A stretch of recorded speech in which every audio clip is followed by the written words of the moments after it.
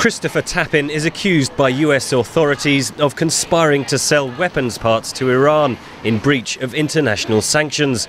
He says he was the victim of entrapment by US customs officials and emerged from the hearing confident that the extradition request would be denied.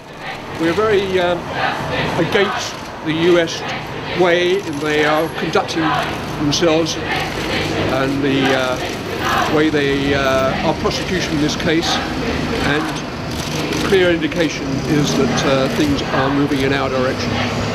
Tappin denies he attempted to sell batteries for surface-to-air missiles, which were allegedly to be shipped from the US to Tehran. The American clients he was dealing with were in fact undercover customs enforcement agents.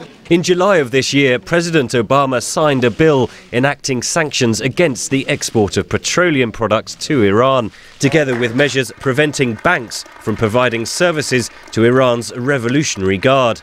I'm pleased to sign into law the toughest sanctions against Iran ever passed by the United States Congress. The United Nations followed with sanctions targeting Iran's armed forces and nuclear-related industries.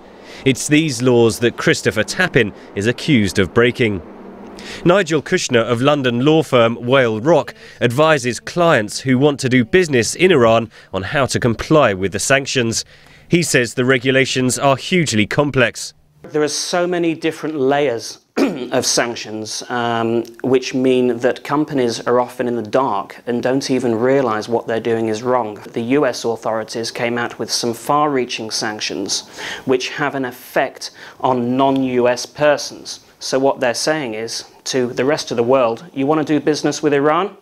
Then you won't be doing business in the US. The US government says the sanctions are a vital tool in trying to prevent Iran from developing nuclear weapons, though Tehran denies doing so.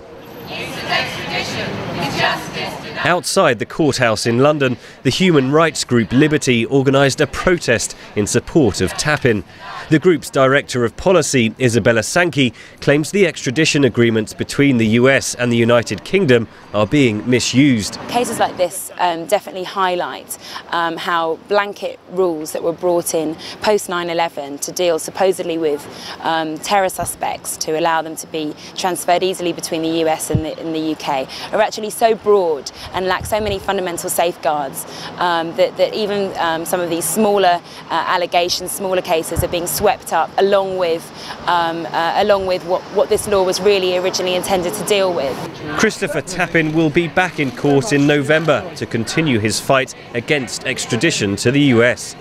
US authorities say they will continue to pursue anyone who they believe is breaking the sanctions against Iran.